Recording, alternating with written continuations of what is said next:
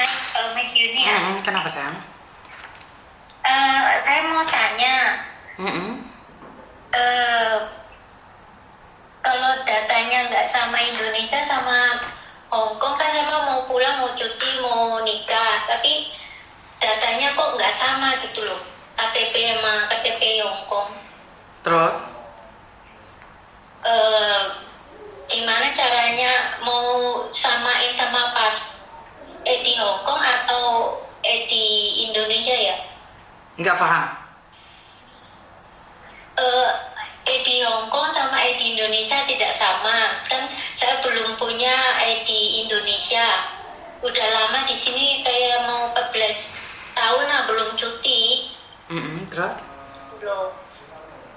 Tahun depan mau cuti, mau nikah, tapi ID-nya itu nggak sama gitu loh. Kan kamu nikah pakai ID Indonesia, yang nikah aja pakai ID Indonesia, kan gak ada masalah sayang. Oh, tapi harus bikin yang baru loh sekarang. Ya mau bikin aja, kan gak ada hubungan dengan Hong Kong. Yang penting KTP yang di Indonesia itu jangan kamu bawa ke Hong Kong. Oh, berarti bisa ya? Ya setahu saya bisa, nggak ada masalah. Kenapa nggak bisa?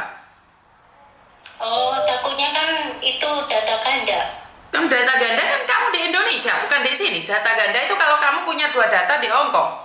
Kamu kan 1 data di Indonesia, kan 1 data di Hong Kong. Kan nggak ada hubungannya. Iya. Kan nggak ada hubungannya, Oh, kan? gitu ya. Hmm. Berarti bisa ya? Setahu saya bisa, kan nggak ada hubungan. Kecuali kamu datanya yang Indonesia keluar, terus habis itu kamu mau ke Hong Kong lagi, diganti lagi datamu, kamu nggak bisa masuk Hong Kong. Oh, gitu ya. Kalau cuti bisa berarti ya? Kalau bikin Setahu saya bisa, setahu saya bisa saya. Oh.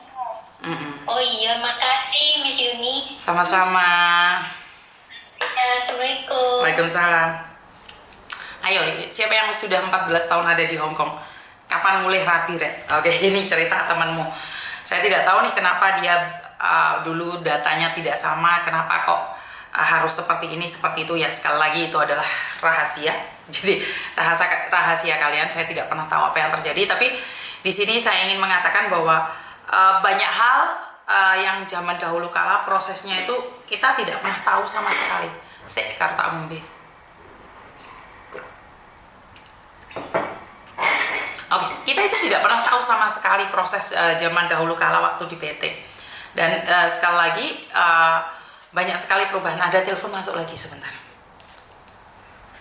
Halo. Halo, Halo. baik. Iya Mbak. Siang, Mbak. Siang. Iya. Mau tanya itu, Mbak, kalau sebenarnya di Hongkong tuh ada job buat cowok nggak sih, buat laki-laki? Kenapa sampai nanya kayak gitu? Soalnya ponakan saya mau pergi ke situ, udah pasporan, Mbak. Terus? Saya kan sebagai saudara kan ngasih tahu gitu. Terus? Ya, enggak, tapi yang saya tahu tuh emang nggak ada. Ijazah nanti Bu. Gimana, Mbak? Oke, dia prosesnya lewat PT mana? Lewat PT Indramayu, tapi nggak tahu PT-nya PT apa sih, kurang tahu ya, Mbak ya. Oke, dia bayar berapa? Bayar 30 juta kayaknya sih. Karena setahu saya kalau kerjaan di sini nggak perlu bayar sebanyak itu, Mbak. Mbak, kalau ngobrol berhenti sebentar aja, soalnya sakit di telinga. Oh iya. Iya gimana, Mbak? Jadi itu masih di telinga sakit sayang, kamu masih gerak-gerak Bentar dulu, Mbak. Ntar ini anak saya mau itu sih, mau nyusu. Bentar, Mbak. Iya. Bentar dulu, Mbak ya. Ganggu nggak, Mbak? Banyak telepon masuk. Jika kamu sudah matiin telepon, ini ada telepon masuk lagi. Makanya kalau pinanya secepatnya. Iya, sok gimana, Mbak? Oke, jadi karena selama saya memproses di sini itu nggak perlu bayar cash sampai segitu banyak. Saya curiga nih dia tertipu. Oke? Iya, makanya saya kan kasihan sama saudara ya. Dan kapan dia mau terbang? Kapan dia mau terbang? Nggak tahu, di iming-imingnya sih bulan 1, Mbak. Tapi sekarang lagi interview gitu. Ada 3 job katanya. Coba. Jaga nenek, terus bersih-bersih, terus satunya apa, kemarin interview dia. Setahu saya nggak perlu bayar sampai 30 juta loh. Kenapa harus bayar 30 juta? Ya nggak tahu, saya kurang tahu ya Mbak ya. Soalnya ya gitu Mbak.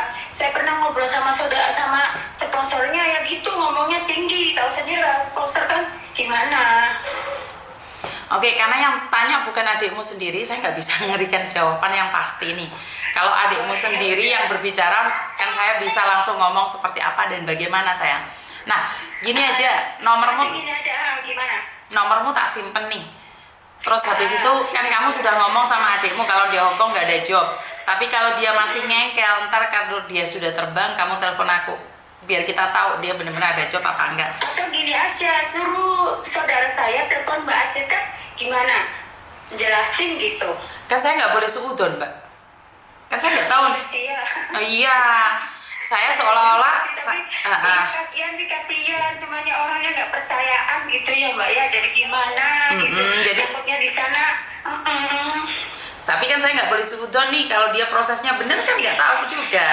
Iya juga. Tapi setahu saya di Hongkong itu tidak perlu bayar 30 juta. Itu semua potongan. Makanya kalau ada bayar, ada buktinya, ada resipnya, saya bisa laporkan di Indonesia sana. Jadi soalnya dia sponsornya tuh agent Hongkong sendiri, katanya sering bolak-balik ke Hongkong gitu bilangnya. Saya pernah ngobrol tuh sama sponsornya. sekali lagi saya tidak suudon. saya sendiri kan tidak terbukti nih, nggak boleh dong berprasangka buruk pada orang lain, benar nggak? Iya benar. Oke. Iya ya udah, makasih ya Cek ya. Iya, sama-sama. Iya. Oke, saya tuh tidak pernah berprasangka buruk pada orang lain dan saya tidak pernah berpikir orang lain itu buruk. Jadi saya lebih memilih untuk berbicara satu sama lain, nggak boleh berprasangka buruk. Jadi saya nggak mau Mbak, kalau tiba-tiba saya harus ikut arus kalian karena kalian tidak percaya, terus saya harus memprovokasi orang juga untuk tidak percaya, nggak boleh, itu salah. Jadi saya tetap pada prinsip saya. Kalau yang telepon saya bukan yang bersangkutan, saya harus ngomong apa? Kan tidak terbukti juga, kan saya nggak tahu bener atau palsu, kan saya nggak tahu. Nggak boleh dong suudon sama orang. Inilah saya selalu memberikan masukan buat kalian semua, bahwa jangan pernah berprasangka buruk pada orang lain. Kadang-kadang apa yang kita lihat buruk belum tentu buruk loh. Kenapa saya ngomong kayak gitu? Garam dan gula itu kan sama-sama dari jauh kelihatannya sama, tapi saat dirasakannya beda. Karena itu saya tidak pernah menghakimi siapapun dari background manapun juga. Jadi saya lebih memilih untuk sama-sama belajar, mengerti, memahami keadaan, dan semua bisa berubah pada waktunya. Jadi saya tidak percaya dengan sesuatu kekekalan. Kekekalan itu hanya milik Tuhan saja. Jadi buat teman-teman, sama-sama belajar, sama-sama mengingatkan, ada yang salah, yuk coba bareng-bareng memperbaikinya. Dan itu aja dari saya, kurang lebihnya saya minta maaf. Wassalamualaikum warahmatullahi wabarakatuh. Berkat Tuhan mengalir atas hidup kita semua. Semoga semua makhluk hidup bahagia, dan terima kasih. Bye-bye.